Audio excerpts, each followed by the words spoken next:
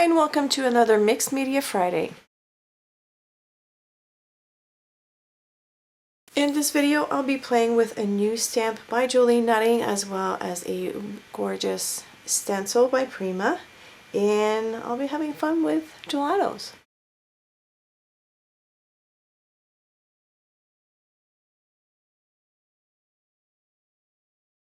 I'm starting with a 12 by 12 stretched canvas that is natural, which means that it's untreated, so there's no gesso on it. And I want to do a chalkboard technique, so I'm adding black gesso to it, but I'm not going to go right up to the edges. I'm going to leave some of them natural. I'm just drying it, and because the canvas is a little bit, there's a give in the middle, I'm adding a DVD case underneath. I need support because I'm going to use that gorgeous stencil by Prima, and I want to add fiber paste. I want everything to really stand in place while I'm adding the fiber paste. And you're going to see me, I'm adding it quite thick. I want a lot of texture. I want something that has a nice relief. And don't worry, I will recuperate the fiber paste when I'm done.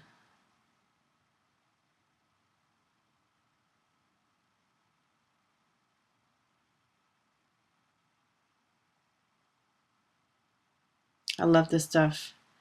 It just layers beautifully, it gets into the nooks and crannies, and the result is yummy. Okay, so now you can see me, I'm scraping the excess off.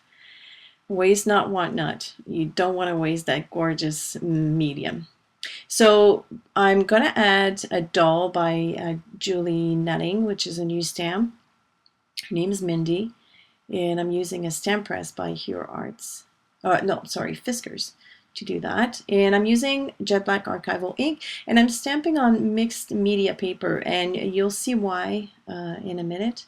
And I'm also stamping the part of the dress on an old French grammar book that I haven't used in a long time. Now, to color the girl, I'm going to use gelatos, and I just scribble onto a palette paper, and I'm picking up the colors with a filbert brush. And the colors will be muted at first, and then I'm going to go over a few times. But I wanted to start off really light and see where this was leading me. I wasn't sure how it would react against the canvas background, so I started like I said, just for that purpose. And you see me going over the lines. It doesn't matter because the image will be, I will cut around the image, not leaving a white border, so I can just paint freely and not worry about the edges or going over the lines. Now, the reason why I decided to use mixed media paper is that it takes water really well. There is no warping, there's no pilling, and it's very smooth as opposed to a watercolor paper which has a lot of fiber. And because my background will be very textured, I wanted the image to be as smooth as possible, but I also knew that I wanted to use a medium with water. So that was the best solution. And now I'm just smoothing out some of the shadows that I'm giving with the gelatos directly onto the image. I'm going to color some part of her dress on the book text paper. Now, obviously, this one is the thin paper, so I needed to let it dry really well before I started cutting it up, but I'm going to cut around just that part that I colored, and I'm gluing it with a liquid glue. Now I can cut around the image. And whenever I have, like, these two legs are really long, and if you wait until the end to cut around the legs, they'll break. So I usually go inside two shapes that are thin, and then I cut around the whole image. It's just easier to handle. Now, her hair needed a pop of yellow, so I decided to add a touch of mustard, I believe, to her hair. And just to finish it off and to remove any bits and pieces of paper that you might not cut properly, I'm adding walnut stain distress ink marker around, like on the edges of the cut image. It hides all the imperfections, and it looks better once it's glued on the canvas. You don't see that white, um, the sides of the cut piece, because the paper is quite thick. So now I'm adding some polka dots to her dress, again with the walnut stain distress marker. And later on, I'm going to darken those dots because they sort of got lost when I added the girl to the canvas, but that's going to come later on. Okay, now the fun begins. Yum, gelatos over fiber paste. Gorgeous, so much fun.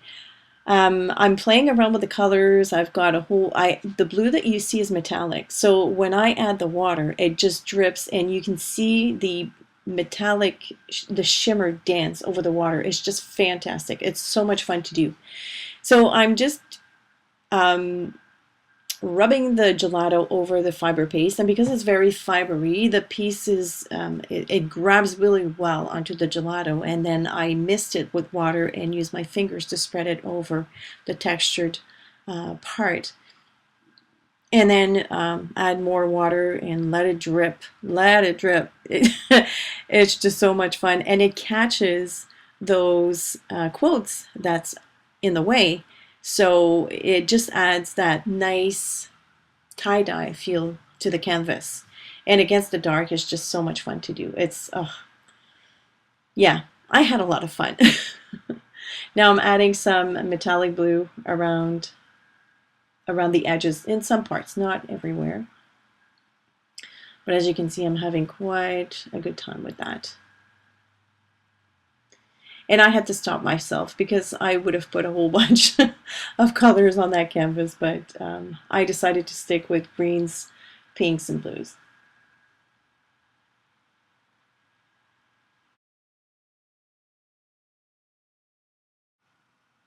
Now, obviously, this needs drying time. Now I'm using the Sew Stamper by We Are Memory Keepers. It's a scalloped edge border, and I'm going to go around the canvas. Now, this was an experiment. The big patches of black that you see is because the canvas has a wooden structure underneath and the rest is caving in. So it was catching that part of the stamp that I didn't want because it's not a leveled surface. But that's okay. I kind of liked it, but then I decided maybe I should try and cover up those black spots. So I added green gelatos, a green gelato around the edges, again spraying, and it was okay. But I found in the end that it was taking away from that gorgeous flower in the middle. So you'll see me later on. I'm going to end up defining the edges with a poster paint marker. And then I'm going to change my mind again. So now I'm going around the poster paint marker just to redefine the scallops. And that helped a little bit.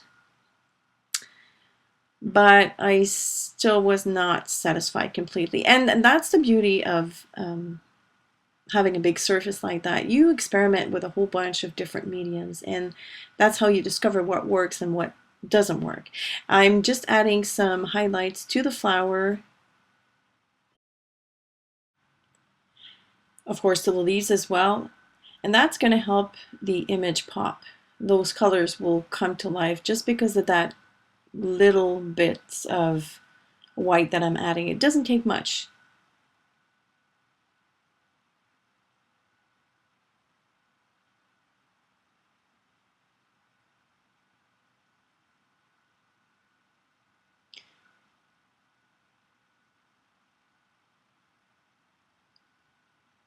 Now I'm going to add some dots just to highlight the flower even more. It's a quick way to decorate the image without going overboard. Now, obviously, the sequence was filmed before I added the white elements, so don't pay attention to the background. I'm just showing you how I'm cutting the doll in three. I'm going to cut up the top of her body, the dress, or the bottom of the dress, and the legs, because I want her sitting on the leaf. And so now I'm gluing the two legs together. She's going to have her legs crossed. And I'm gluing everything with heavy, extra heavy gel medium. I would have used the scrap dots. I didn't have any at home, but this works as well. And I'm putting, so her body and the legs are glued down with a reasonable amount of extra heavy gel. And the dress, the bottom of her dress is really popped, so I put a lot of gel. And it dries just like silicone, and it's perfect. Now you just saw me adding the darker dots on her dress to make it pop. And of course, I still wasn't satisfied with the border, so I'm adding white paint. And I'm not covering everything. Ta-da! Project completed. That stencil is absolutely wonderful. I love it. I really, really do. And for some reason, it just spoke chalkboard method to me. Oh, that was so much fun. I wish you could have been here with me to hear me oohing and awing. Going to zoom in so that you can see the reflection of the metallic right there.